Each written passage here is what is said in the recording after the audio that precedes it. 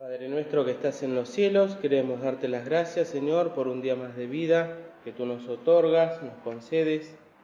Te agradecemos, Señor, por poder estar aquí en tu casa. Sabemos, Señor, por tu palabra, que mejor es estar un día en tu casa, en tus atrios, que 1000 días fuera de este lugar, Señor.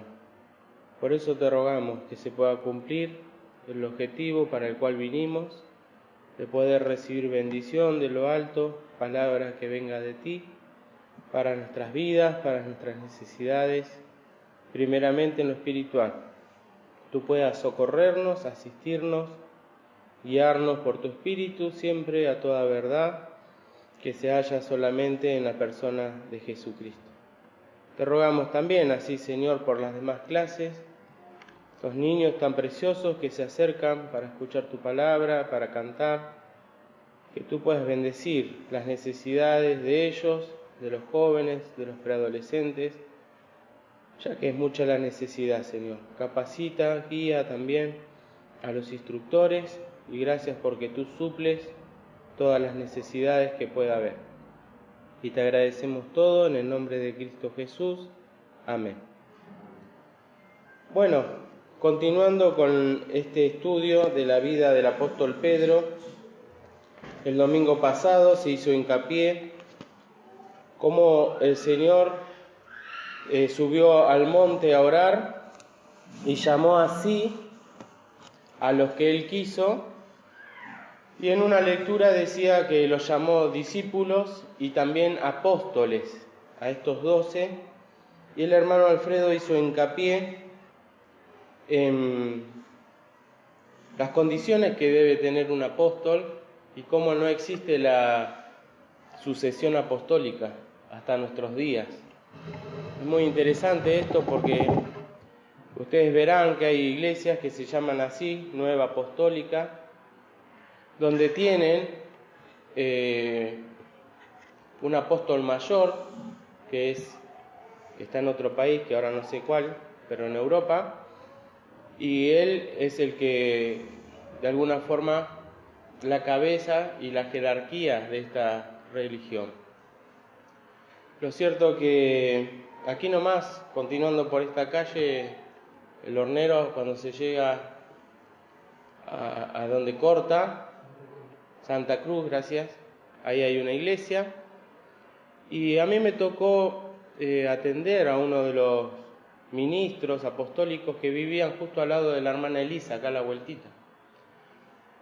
Bueno, y realmente en ese tiempo recordaba y sacaba conclusiones acerca de eso, pero las doctrinas que tienen son muy aguadas, muy superficiales, al punto tal que la nieta me decía, ¿dónde está en la Biblia esa parte que dice que Dios creó al hombre?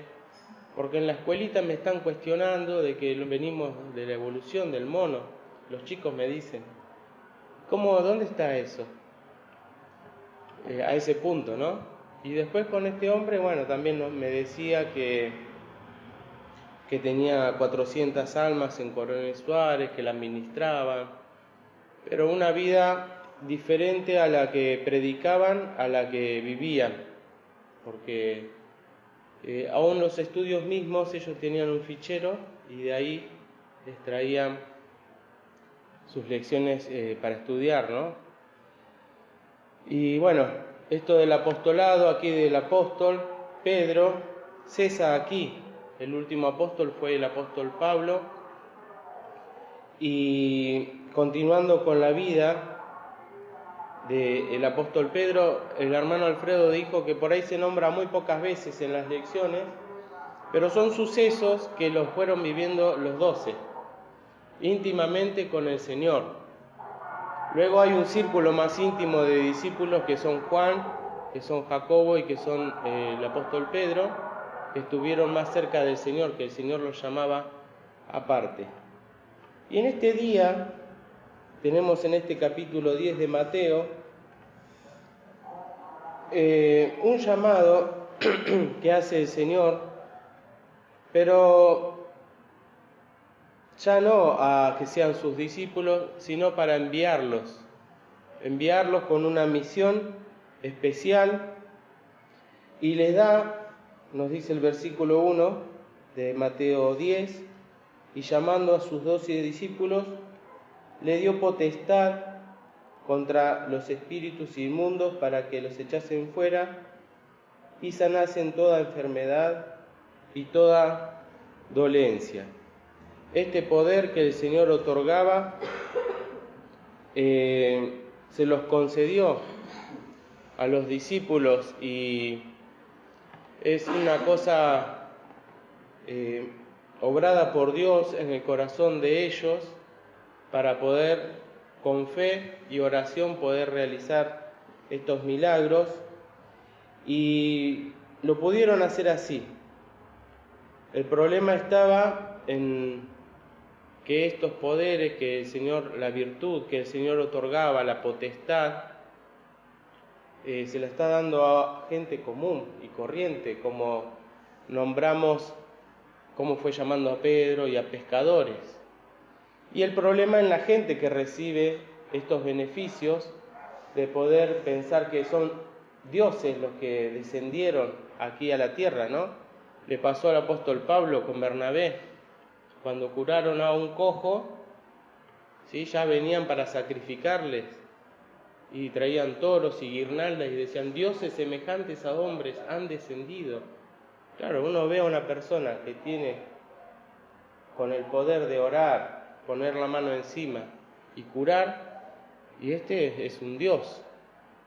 Y viendo Simón el mago también en Hechos de los Apóstoles esto, les ofrecía plata a los apóstoles para que les enseñase a hacer esto.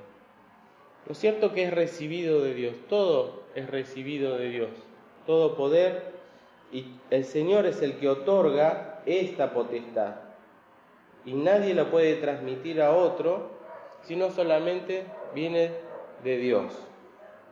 Y el nombre de los 12 apóstoles, bueno, ya los tenemos, esta lista, en los cuales también muy claramente lo explicó Alfredo el domingo pasado. Está Judas, el que entregó al Señor, Iscariote, y alguno puede decir: bueno, ¿vieron que Jesús se equivocó?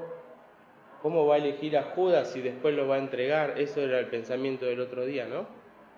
Pero recordemos que el Señor pasó toda la noche orando, y dentro de esa elección en la cual Él escoge estaba Judas, que si bien el Señor sabía que le iba a entregar, Él también tuvo la posibilidad de arrepentirse, tuvo la posibilidad de elegir, porque si no seríamos robots. Tuvo la elección. Y este estudio que hoy hemos tenido lo empecé a leer hace mucho tiempo, y realmente hace mucho bien profundizarlo, no a una manera teológica profunda, sino de una manera práctica, ¿no? ¿Qué quiere decir esto? Bueno, ver los componentes que se encuentran aquí y poder aplicar estos componentes que vamos a leer en este relato a las circunstancias y a los lugares en los cuales el Señor nos puso. Y dice que a estos 12 envió Jesús, los envió, y pensaba al respecto que qué importante que es tener esta seguridad, que el Señor prepara sus instrumentos, sus herramientas, como lo puede hacer, no sé, cualquier persona que tenga un oficio, ¿no? Miraba el otro día en el odontólogo, ¿sí? Me dijo: acostate, bueno, y empezó el hombre muy meticulosamente a sacar bandejitas que son como de aluminio o de algún metal, y empezó a separar las cositas, la jeringa que iba a usar, después la ganzúa esa que usa, iba poniendo, preparando, después agarraba el vasito, todo muy metódico, ¿no?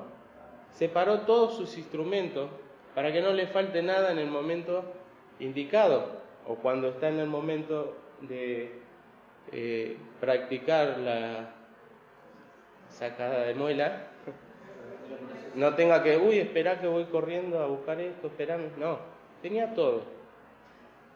El Señor oró, preparó sus instrumentos, los fue formando en esas charlas íntimas en las cuales iba moldeando y formando los instrumentos que iba a utilizar. Eligió 12, los escogió y ahora los envía. Y le dio mandamiento diciendo: por el camino de gentiles no iréis. Gentiles, tenemos que decir que son las gentes, que son los que no son del pueblo de Israel. Las gentes que no tenían toda la bendición que tenía el pueblo de Israel. ¿Cuál era toda la bendición que tenía el pueblo de Israel? Bueno, comenzando desde Abraham, siguiendo por los 10 mandamientos de Moisés, que la ley le había sido dada por disposición de ángeles, dice.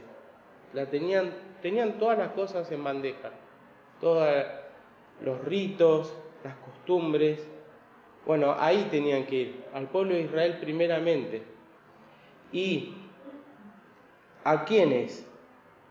No, tampoco tenían que entrar en la ciudad de los samaritanos, que era una ciudad en la cual había una mixtura, y eran un poco judíos, pero también eran un poco de otra religión, que se habían mezclado, y había una mixtura, una confusión en el entendimiento de ellos, y el Señor aconseja ahora que no entren ahí. Después el Señor pasa por Samaria, bueno, sabemos el relato con la mujer samaritana, ¿no? Y todo el pueblo que se convirtió allí.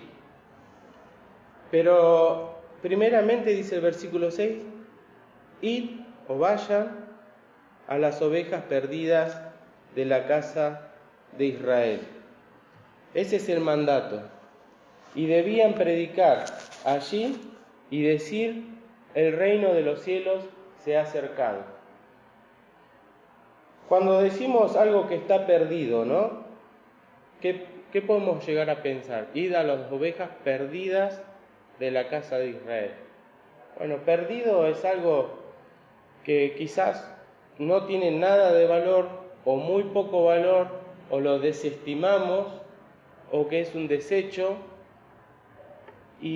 o es algo totalmente reacio, duro, o que muestra indiferencia, o algo que es totalmente rebelde, contradictor, como que uno lo da, no gastes tiempo en esto porque dalo por perdido, porque no hay forma de que entren balas en ese pecho, podemos decir. Yo ya gasté todos mis tiempos, bueno. Perdido implica esas cosas y muchas más. Y el Señor manda, en su grande amor que tiene para con los suyos, porque esta es una obra de amor, que vayan a las ovejas perdidas de Israel. Ese era el mandato. Estamos en Mateo 10, versículos 6 y 7. Y yendo, predicar, diciendo: el reino de los cielos se ha acercado. Fíjense que esto es muy conciso, pero es una frase exacta que resume lo que debían luego ellos ampliar. El reino de los cielos se ha acercado. Bueno, pero ¿qué quiere decir esto cuando prediquen? Y predicar de tal forma que eso que era perdido, que eso que era desechable, que no se puede dar ningún valor, bueno, pueda escuchar y pueda recibir, para que tengamos en cuenta, ¿no?, que el Señor empieza por cosas que están perdidas, y así lo hace también con nosotros en algún momento de nuestra vida. Antes lo necio, lo vil y lo menospreciado escogió Dios para avergonzar a los que se creen algo, a los sabios, a los fuertes, a los entendidos. Entonces, en su gran amor y misericordia, el Señor nos busca y busca lo perdido. Y en este caso, comenzando desde Israel, ¿sí? Cuando también nos dice en San Juan que el Señor a lo suyo vino y los suyos no le recibieron, pero vino, empezó ahí. Después eso queda en la voluntad de cada uno de los que escucha. Cuando dice el reino de los cielos se ha acercado, vamos a buscar en Mateo 3, versículo 2.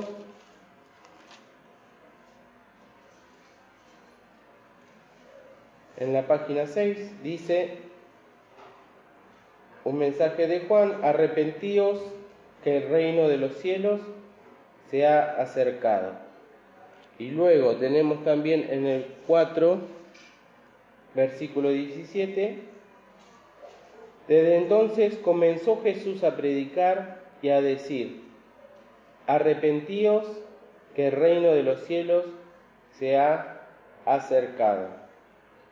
Y juntamente con esta frase, que es concisa y que es exacta, tenemos la profundidad de la misión que ellos tenían que cumplir, ¿no? Porque nosotros lo podemos leer y decir: oh, qué lindo, los mandaba de dos en dos y entraban en las casas y les dijo lo que tenían que llevar, pero había un mensaje que había que, con la virtud del Espíritu Santo, poder transmitir, y era esto. Ahora, pensaba al respecto: ¿a quién le gusta que entre alguno a la casa y te diga: arrepentite de tus pecados? Ah, ¿qué pecado? Yo no tengo pecado. No, mirad, si todo el mundo es pecador. Cómo la gente hoy se excusa, y tenemos que ponernos un poco a pensar en este hecho. El mensaje de predicación de los apóstoles era que se arrepienta la gente de sus pecados. Y para llegar a ese nivel de conversación hay que tener una conversación espiritual. Y para poder entablar esa conversación hay que un poco bajar del nivel material y tan terreno en el cual la gente vive. Entramos a una casa, bueno, ¿cuántos problemas se suscitan? ¿Cuántas cosas pueden estar en la mente de la persona? El obrero ya está preparado acá, es enviado, sabe lo que tiene que decir, pero el que recibe, no, ahora no tengo tiempo, ahora estoy preocupado con esto, problemas de salud, problemas económicos, problemas en el hogar, problemas de todo índole, internos, duelos, cuántas cosas. Y tiene que llegar ahí un enviado de Dios y decir este mensaje. Ahora, también habíamos dicho que el Señor, cuando llamó a los discípulos, le dijo: venid en pos de mí y os haré pescadores ¿de qué? Sí, de hombres. Bueno, ahora está. Ya tenemos estos pescadores que son enviados a pescar. Y primeramente a las ovejas perdidas de Israel, a los necesitados. Miren cómo dice Isaías 61.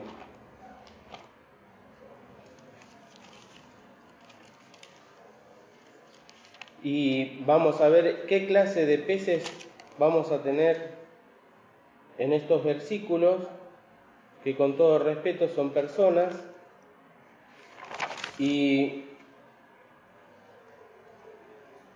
a estos tipos de personas, clases de personas, es enviado el apóstol o los apóstoles, ¿no?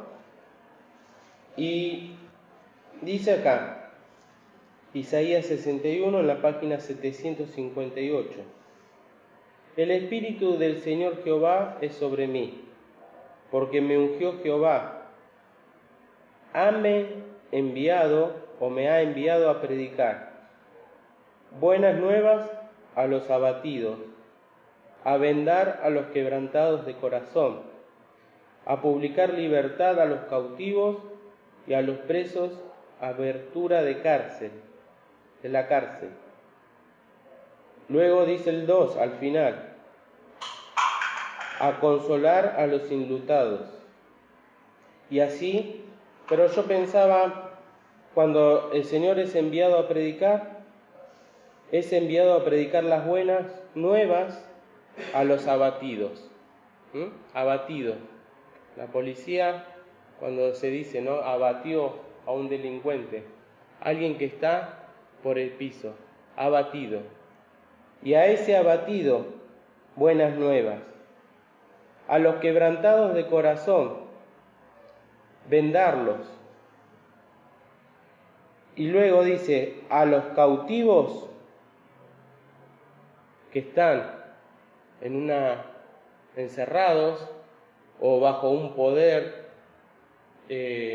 una tiranía, alguien que está cautivo, que no tiene libertad, a ellos, dice la palabra, publicar libertad.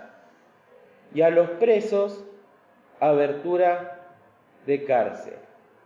Y a todos los enlutados que se puedan llegar a encontrar, también consolarlos.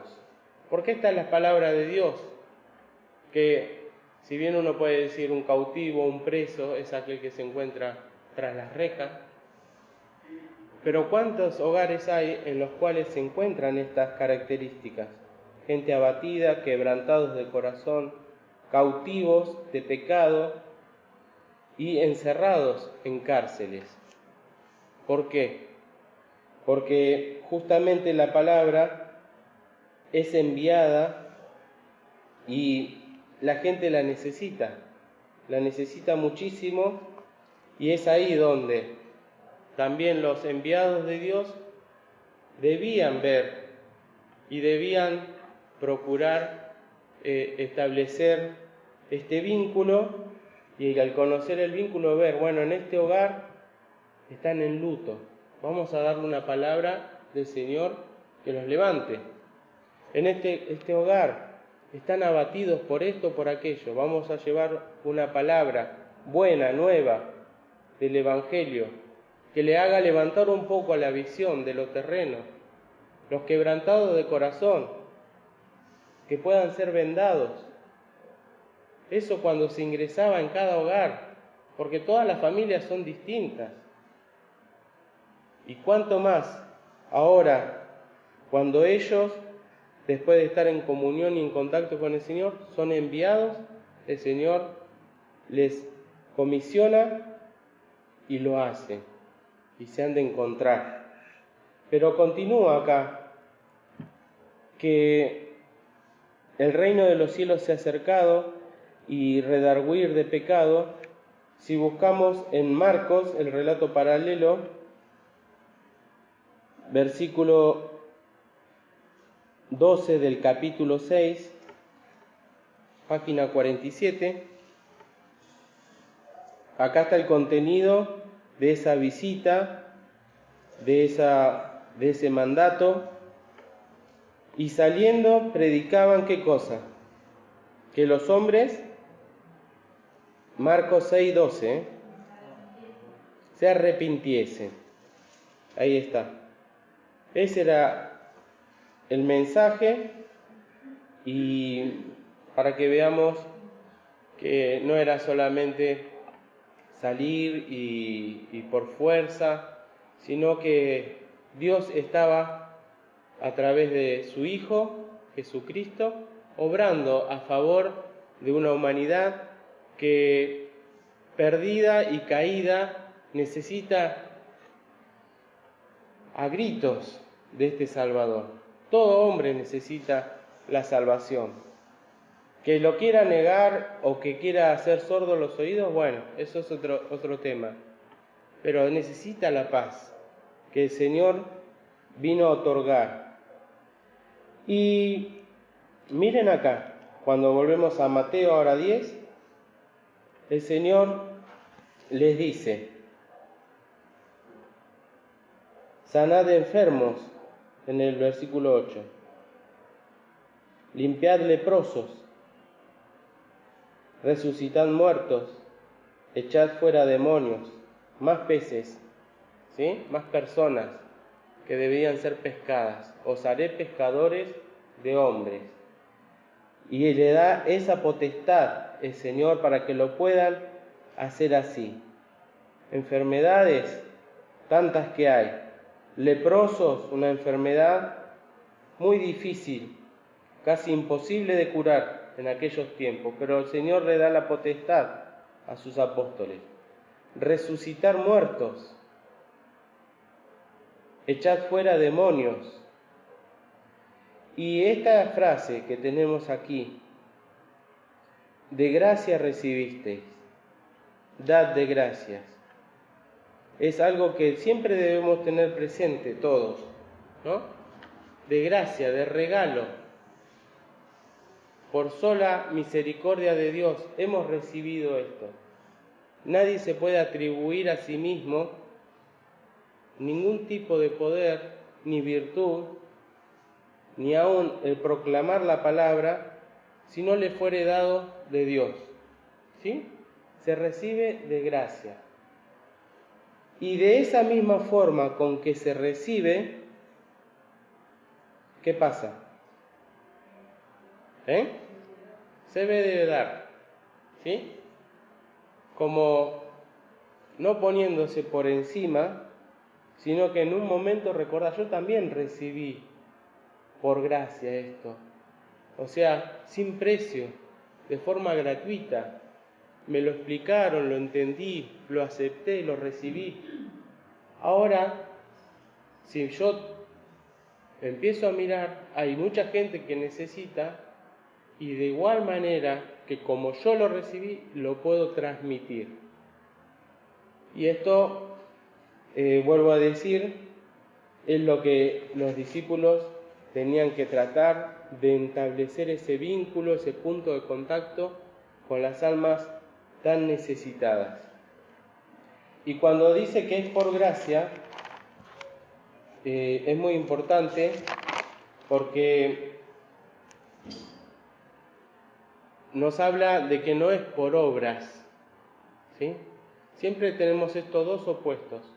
O la salvación, según algunos, es por obras. ¿Qué quiere decir por obras? Yo me esfuerzo y hago, y entonces obtengo algo. O es por gracia, donde es por fe. Entonces el que hace muchas obras se va a salvar y va a ir al cielo.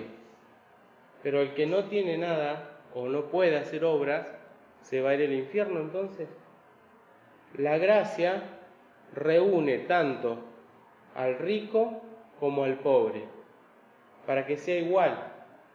No hace acepción de persona. Vos tenés esto, entonces sí. Vos diste esto, entonces ya tenés el cielo asegurado. La gracia dice, cree en el Señor Jesucristo y serás salvo. La gracia enseña, arrepentíos, arrepentirse de los pecados, que el reino de los cielos se ha acercado. Y cuando esto ocurre, ¿sí? Ha de producir en los cielos un gozo delante de los ángeles de Dios. Cuando un pecador se arrepiente y cuando entiende su condición delante de Dios, su situación, y reacciona ante lo que es el mensaje del Evangelio, que Cristo murió y ocupó el lugar del pecador para darnos la salvación. Y esto entonces debe ser entendido. A veces no se llega a comprender bien y se hace masivo la predicación del Evangelio, y uno puede decir, bueno, se convirtió, pero levantaron ese día la mano todos, y entonces yo fui impulsado a hacerlo porque todos lo hicieron. No, se debe comprender en lo íntimo, en lo personal, esto. Y que es gratis, ¿no? Que no hay que hacer absolutamente nada, porque la obra ya la hizo Cristo en la cruz. Siempre digo esto, ¿no? Que si Dios hubiese visto que Fernando, por sus propios medios o por sus propias obras, se pudiera salvar, Dios no hubiese mandado a Jesucristo al mundo a salvar a los pecadores. Pero como vio Dios que Fernando es un pobre, cuitado, miserable pecador, tengo que mandar a mi hijo al mundo para que salve a la humanidad, a los que crean en él. Entonces, es por gracia y es gratuito. Si buscamos en Romanos 4,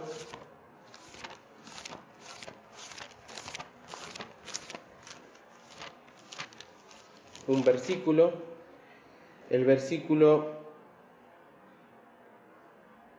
número 16, tenemos en la primera parte, si alguien lo quiere leer.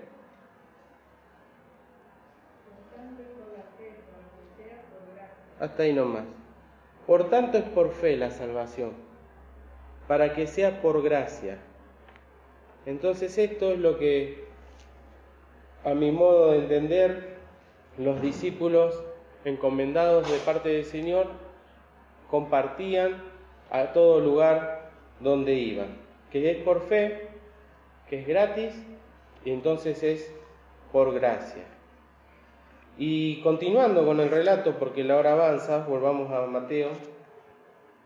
Qué precioso ese versículo, ¿no? De gracia recibiste, da de gracias, y pensar que de la plenitud del Señor tomamos todos, siempre y gracia por gracia.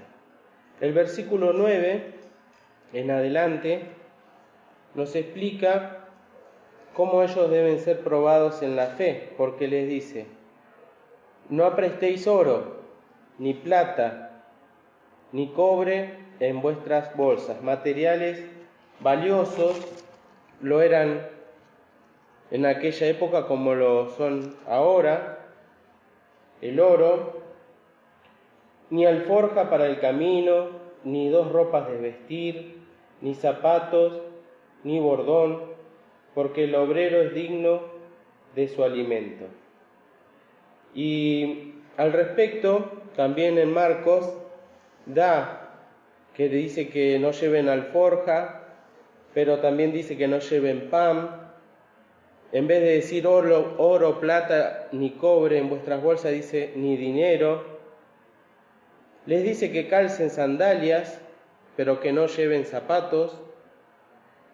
Les dice que no se vistan de 2 túnicas, que no lleven una muda de ropa más. Y ahí los prueba el Señor, a ver, a los discípulos si se van a sostener con lo que llevan puesto. Y esto, pensándolo, ¿ustedes por qué piensan que les dicen, si me ayudamos y lo podemos conversar un poco, por qué piensan que les da este tipo de orden o mandato? ¿Por qué piensan que les manda así?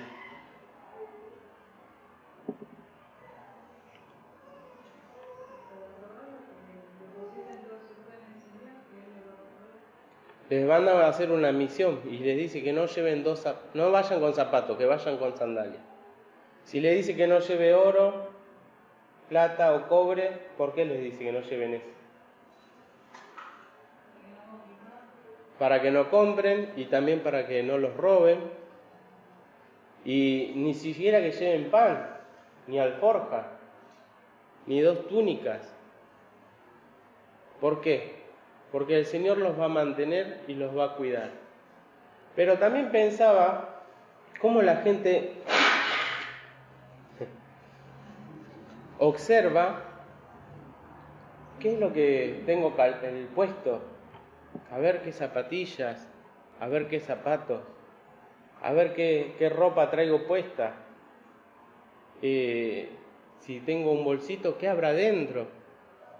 Siempre está mirando a la gente, y entonces cuando ellos llegan, seguramente el Señor sabía estas cosas y les previene de que no lleven esto, porque el corazón del hombre se desvía y se interesa por cosas, y el mensaje que ellos tenían que dar es netamente espiritual, ¿sí? También podrían ser tentados a comprar cosas, como dijeron, ¿no? Uy, mirá, esa ciudad se caracteriza por hacer, no sé, canastos. Acá tengo tráete 2 canastitos, que después cuando volvamos de predicar se los regalo, Pedro, a mi esposa que le encantan los canastitos de mimbre. Y Pedro, ¿se imaginan caminando con su canastito de mimbre por toda la obra? No lleven nada, porque las túnicas, las ropas, los zapatos, todo puede ser motivo de que haya ladrones también, como robaron al hombre que el buen samaritano lo asistió y lo dejaron casi muerto. Y las regiones donde les tocaban ir, quizás había mucha pobreza también. Y sin ir lejos, ¿no? Siempre hay chicos que andan descalzos, que no tienen nada. Y si ellos iban vestidos de gala, iban a producir una distancia quizás entre el predicador y el que escucha. Y el Señor los despoja de todo eso, los hace esperar en Él, que el Señor iba a responder cada cosa y le iba a abastecer. Por eso el Señor les consuela y les dice: en cualquier ciudad o aldea donde entréis, y juntamente en esa ciudad, que puede ser muy rica o muy pobre, a una aldea, investigad quién sea en ella digno y reposad allí hasta que salgáis. Y esta investigación que tenían que hacer los apóstoles, ¿no? De llegar a un lugar y decir: che, no sé, ¿conocen algún lugar donde haya algún temeroso de Dios? ¿Alguna persona que asista a la sinagoga, que crea en la esperanza que tiene este pueblo de Israel? Sí, siempre se sabe señalar, ¿no? Como cuando necesitamos cualquier cosa secular. Preguntamos: ¿no conocés dónde queda un local o un negocio? Sí, mirá, hacé para allá, caminá, y enfrente vas a tener ahí un lugar donde está lo que necesitas. Y si no saben, bueno, anda a preguntarle a él, que él la otra vez lo hizo y te va a mandar. Y acá tenían que investigar ellos una casa que sea digna y reposar allí hasta que salgan de esa ciudad o esa aldea. Entrando en la casa, les dice el Señor en el versículo 12, saludadla. Una salutación con bendición de parte de Dios. ¿Se imaginan ese gran privilegio de la casa que recibe a los enviados del Señor, ¿no? El gran privilegio. Pero también esa casa en la cual ellos entraban y habían investigado: si la casa fuere digna, vuestra paz vendrá sobre ella. Mas si no fuere digna, vuestra paz se volverá a vosotros. En todas estas pláticas y conversaciones de procurar explicar que el reino de los cielos se había acercado, ¿sí? Ellos tenían que explicar con mucha fe este evangelio que el Señor les mandaba. Y con esa misma fe que ellos tenían, si la casa era digna, esa paz iba a quedar allí. Y el Señor había dicho en San Juan, capítulo 14, versículo número 27. Conocido el versículo.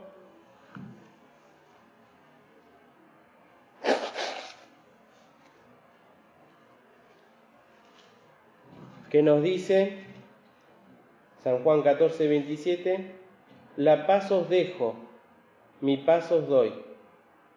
Esa es la paz que los discípulos debían llevar, la paz que Cristo estaba por dejar al concluir la obra de la cruz. Imagínense, recordemos que la fama del Señor ya se había propagado por todas las ciudades. Ahora llegan estos enviados y les tienen que explicar la paz que el Señor va a obrar en la cruz del Calvario, ¿sí? La redención para el género humano. Y esa paz la cual el Señor luego iba a dejar. Es la paz que deja en el corazón de aquel que cree en Cristo.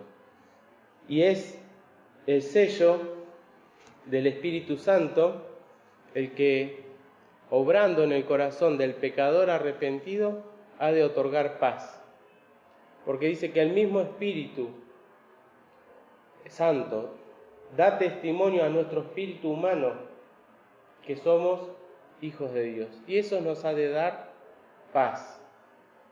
La paz que el mundo no puede dar y que no la ha de dar nunca. Y no se debe turbar el corazón ni tener miedo, porque somos hijos de Dios. Y eso era el mensaje que ellos tenían, los discípulos, y debían dejarlo allí en el hogar donde entraban.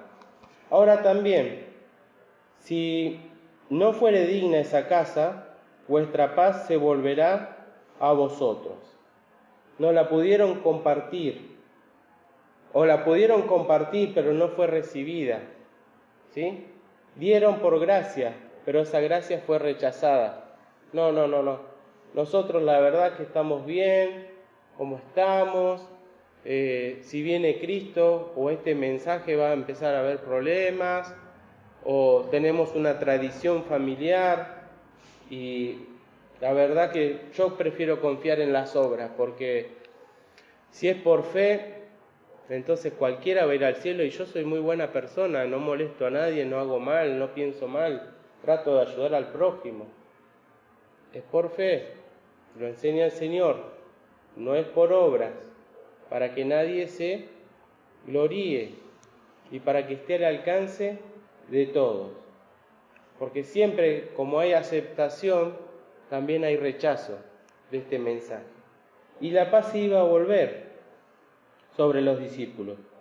Y cualquiera que no os recibiere ni oyere vuestras palabras, salid de aquella casa o ciudad y sacudid el polvo de vuestros pies. A tal punto, ¿no? Es el hecho de, bueno, ya se cumplió, ya se dio la palabra y se rechazó, ¿sí? Las ovejas perdidas de Israel seguirán siendo ovejas perdidas de Israel. Pero se dio la palabra para que se puedan reconciliar con Dios. El apóstol Pablo decía, ¿no?, que Dios nos ha dado la palabra de la reconciliación, de que el hombre se pueda reconciliar con Dios, no con una religión, no con un credo, sino el alma en lo íntimo se pueda reconciliar con Dios, estar a cuenta, que si se arrepiente, porque ese era el mensaje, que se arrepientan, sus pecados puedan ser borrados, puedan ser perdonados. Y cuando uno se siente perdonado de alguna ofensa, ¿qué siente en el corazón? Paz. Y la reconciliación con Dios ha de producir paz, ha de echar afuera todo temor, toda duda, porque es íntimo con el Señor. Y luego tenemos que, en la lección, continuando, el consejo del Señor que les dice que tenían que ser, el versículo número 16. He aquí yo os envío como ovejas en medio de lobos. Y esto es para no pensar que es todo color de rosa, ¿no? Realmente el lobo, el león, son figuras del diablo, de sus demonios, y el Señor envía allí a sus enviados, a sus discípulos, y les advierte. Siempre está la advertencia, ¿no? Pero tiene que haber también una preparación y una confianza. Ya con el solo hecho que el Señor los manda sin todo eso externo, ya es una prevención, es un cuidado. Pero ahora con respecto a lo espiritual, cuando la palabra es confrontada, cuando se han de levantar gente que rechaza y que son enemigos de todo lo que es Dios, bueno, verdaderos lobos que han de producir y quieren siempre dañar, esparcir las ovejas. Sed prudentes como serpientes y sencillos como palomas. Y estas cualidades que tenemos acá parecen ser opuestas, pero se unen y los puede experimentar un hijo de Dios, ¿no? Toma una sola cualidad del Señor de este animal que es la serpiente, porque la serpiente también es figura de Satanás, la serpiente antigua. Eva fue tentada por una serpiente y ahora nos dice a nosotros que seamos como serpientes. ¿Cómo es eso? Venenosos, con una lengua bífida, que tengamos ponzoña, ¿se dice? Veneno. No, nos está diciendo de la serpiente que seamos prudentes, que usemos esa astucia que tiene la serpiente para desbaratar y desarticular los argumentos que nos traigan, ¿no? Y ser avisados y tener la prudencia y el cuidado, porque el diablo no va a venir directamente él en persona, sino que va a venir en otras personas, ¿sí? Camuflado, podemos decir, o el espíritu que está en esas personas para tratar de derribar y pegar para lastimar. Recuerden que cuando el Señor quería ir a Jerusalén, Pedro le dice: Señor, no, ninguna de estas cosas te acontezca. Y el Señor le dice: apártate de mí, Satanás. ¿Entienden? Las cosas que nos quieren hacer daño y apartar de los caminos del Señor. La prudencia como de serpiente. Y bueno, hay unos textos que dicen, por ejemplo, que Dios prende a los sabios en la astucia de ellos, y como el mismo Señor, cuando fue tentado en el desierto, Satanás era astuto, pero el Señor fue más astuto y sabio para prender esa sabiduría tan distorsionada que tenía el diablo y pecadora, que quería desviar también al Señor y hacerlo caer. Pero el Señor fue prudente como serpiente y también sencillo como palomas, ¿no? Una sencillez que no es otra cosa que fruto del Espíritu Santo, que no es nuestra, porque tenemos nuestra carne, nuestra naturaleza, que apenas nos pinchan o nos dice algo, salta y se aflora lo que muchas veces ni nosotros sabemos que tenemos. Bueno, pero acá sencillos, el mensaje de salvación, no con palabras quizás muy rebuscadas, sino con amor y verdad. Decir: el Señor Jesús vino al mundo a salvar a los pecadores. ¿Lo crees? ¿Crees que Dios envió a su Hijo al mundo para salvar y que todo aquel que en Él cree tiene vida eterna? ¿Lo crees, sí o no? Eso solo te quiero preguntar, ¿eh? Sí, bueno, eso es muy importante. ¿Y ahora qué sigue?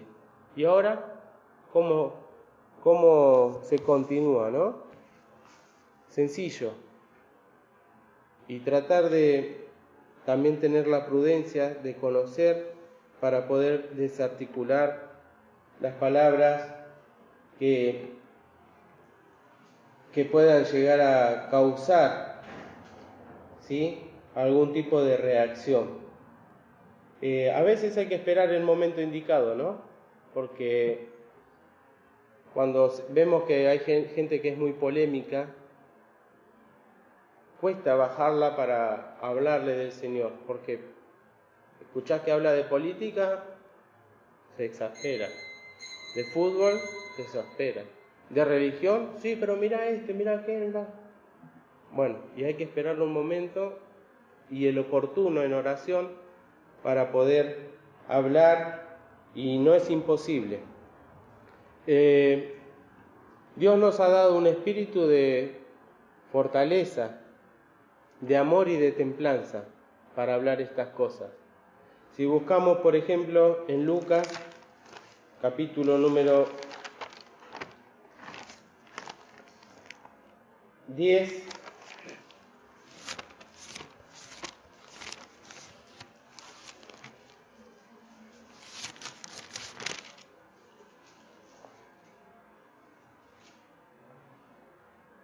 sí, a ver, ahí les digo el versículo.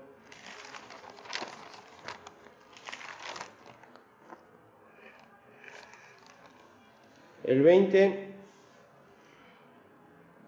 nos dice: mas no os gocéis de esto, de lo que los milagros que habían realizado, ni que los espíritus se os sujetan, les dice el Señor. Antes gozaos de que vuestros nombres están escritos en el libro en los cielos. ¿Sí? Ese debería ser el gozo de los discípulos. Pero el texto que yo les quería decir no lo encuentro ahora, pero es el que dice: